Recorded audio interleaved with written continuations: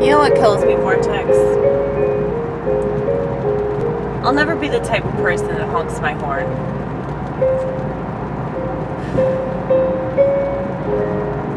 I'll never be the type of person that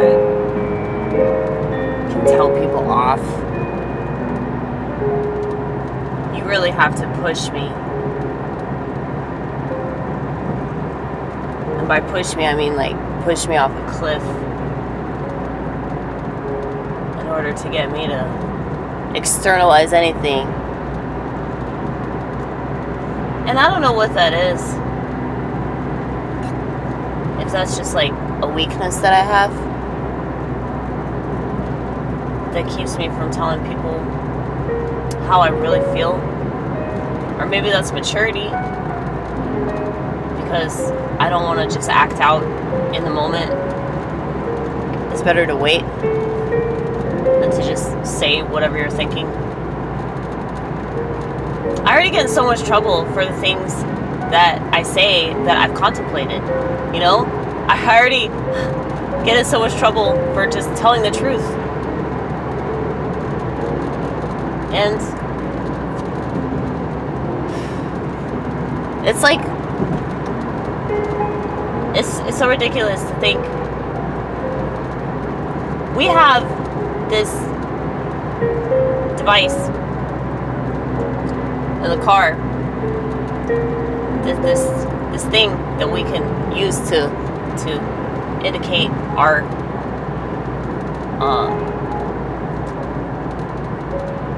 dissatisfaction with other people's driving abilities.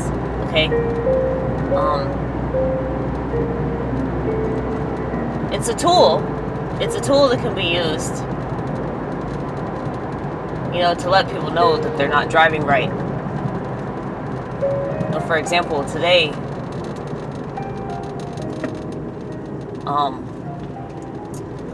I guess I almost hit a bitch, and she honked at me. Well, she was trying to pull up into the parking space next to me.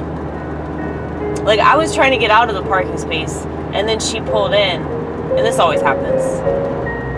I'm not trying to play the victim or anything. I'm just saying this happens a lot. So maybe it's God trying to teach me how to be a better driver. But I'm a woman though, so that's not gonna happen. Well, this bitch was a woman too, and she wasn't. Unless, you know, maybe she's getting a sex change. I don't know. I really don't know. You know, it's not right for me to assume anybody's gender. You know, not right now. Before Barack Obama was the president, it would have been fine, but now it's a huge problem. But anyway, this person who looked like a woman, she honked at me. Because when she was trying to pull in, I was like, okay, I'm going to back out now. But I guess she wasn't pulled in all the way. She started honking at me. So it was confusing. I was confused. Now, I understand her concern. You know, she didn't want me to hit her car. I get that. Well, she should have pulled up next to me. Dumb bitch. Anyway, I know I'm a bad driver. But I was just thinking about that, like, as I was pulling away. I was like, I'll never be the type of person to honk. You know? Like, if somebody hits my car, or they're about to hit my car, rather, it's like I wouldn't even protest. Because, like, I'm just not like that, you know? And I was thinking, man, that's probably weak. You know, like, I should probably get over that.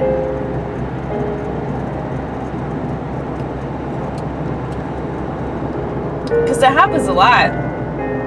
Where you'll be stuck in an intersection, and a person in front of you will be on their phone, and they won't notice that the light has turned green because they're too busy living in a simulation, to realize that there are still actual things happening in the actual world.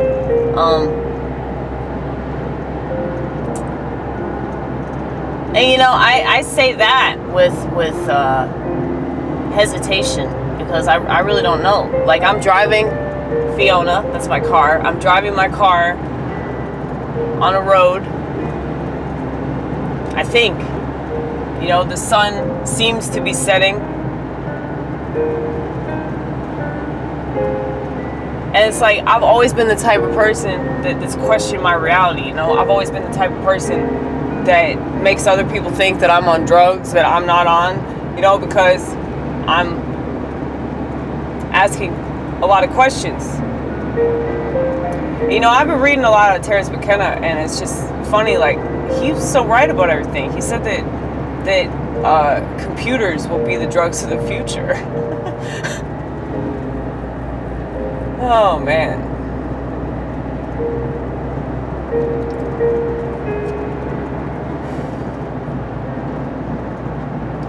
Well, I always thought that the reason why they kept cannabis illegal was because cannabis was a low-grade psychedelic. So it opened up your mind to the idea that the material world was complete crap and the social norms were nonsensical.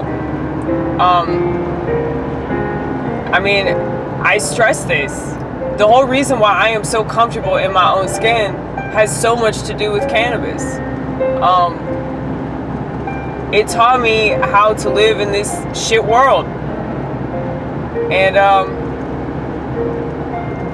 I don't need it anymore because, you know, I got the purpose of it. It's like, if people did psychedelics sparingly, they would get so much out of it. But because they overuse them and they end up in a mental institution, they give the drugs themselves a bad rep. And then people, they think that, oh, they're so much better because they don't do drugs. They're a better person.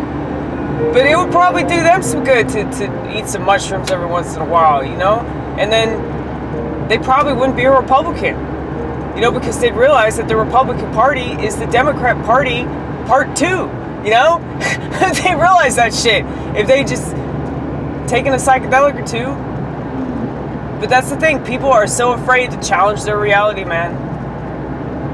That's all we do. Why do you think we stumbled into the Orthodox Church? Like, just learning about everything that they believe, it makes so much sense to me.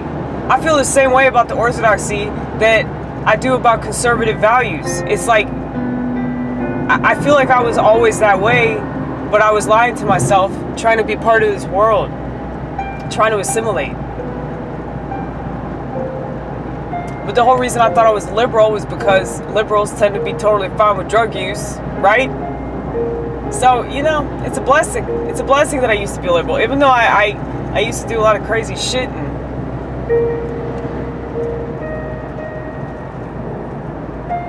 you know, it's like I'm damaged goods, essentially. But that's fine. I'd rather my goods be unsalvageable, because I don't want to be salvaged by people that are boring, you know? Mr. Theron, I love you. I love you so much. There's a small faction of us who don't really want to identify on the right. It's almost like we're reluctant to do so because of how boring people are on the right. Because of how boring people are on the right, people on the left went to the other extreme. And they're both wrong. Because they're both part of the simulation. They're both part of this false reality, this false consciousness. Not to quote Karl Marx, but I mean, you know, if you took a lot of his philosophies, if you took a lot of philosophies by people that seem like they're wrong, if if you took them and just twist them around a little bit, it makes sense.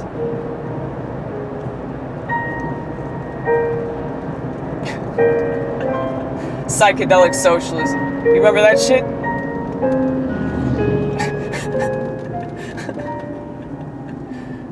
Well, in the 60s, there was a group of people that called themselves acid communists. And they said that the only way that you could understand Karl Marx's philosophy was if you were on acid. I think I mentioned that in my first YouTube channel, how I was gonna like drop acid and read the Communist Manifesto. And then I was like, that's such a bad idea. Like, I'm probably gonna have a terrible trip if I do that. But who knows? I mean, maybe that would be a good thing. I mean, fuck, all I'd have to do is smoke weed, and then that's essentially acid right now, because it's so strong, it's very potent. That's why they're legalizing it, is because they want people to freak out, the same way that people freaked out when they dropped too much acid and they ended up in a mental institution. That's what they're doing. Because, in case you haven't noticed, the record number of people that have been admitted to psychiatric facilities because of their cannabis misuse. Yeah, because nobody knows how to do drugs. And people that don't know how to do drugs, I think Stanhope said it. It's like, yeah, the people that have a problem with drugs are people that have never done drugs, or people that don't know how to do them. Like, they have an issue with it. Like, he doesn't smoke weed, but he doesn't have any problem with people smoking weed, because he's a drunk, you know? I can't handle alcohol, but honestly, I like being around people that are openly and honestly alcoholics. Those people are fun, you know? They tend to look at life the right way. See, I don't have a problem with anybody doing any motherfucking thing as long as they can confront it, you know? Because that's self-awareness right there. They want to say,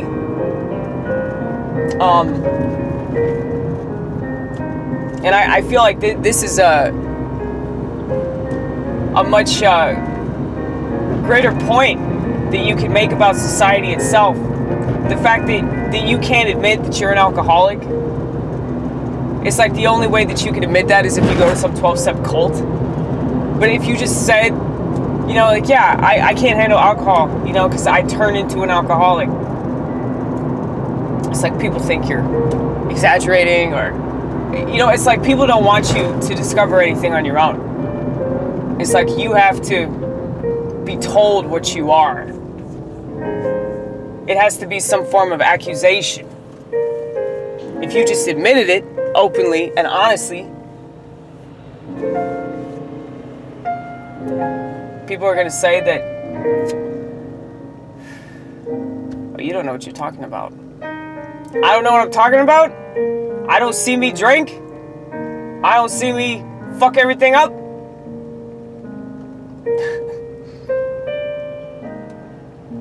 I mean, I can understand the case that people could make about, like, oh, maybe you're brainwashed to believe certain things about yourself. And I do think that that's true to some extent. Especially in regards to psychiatric medication, you know, people that say they're bipolar, or, oh, I have to take this because of my disease, or whatever the fuck. You know, there is a case that can be made there. But, people that have self-awareness, like for me to tell you that I'm schizophrenic and have everybody all up in arms going, no, don't say that, don't say that, don't say that. It's because of the stigma. And who stigmatized it? The very people that want you to take medication. Hello? Hello? Ring, ring, ring, ring, ring. Nobody cares. Mentally ill people will always be stigmatized. Because, you know, to be fine with it, to not want to do anything about it, to run towards it rather than away from it, which is exactly what I did with cannabis. You know, that's crazy, supposedly, right? Now, granted, you can go a little too far into it, and like I said, you know, end up in a mental institution. That's not good. But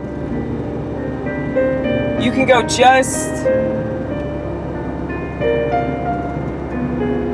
just enough, you know, like so far into yourself and you're like, okay, I think I'm good. I think I figured it out. I think I don't need to go any further. You know? That's why I stopped smoking weed. Because it was like, okay, I think I've figured out enough. Now I need to actually do some shit.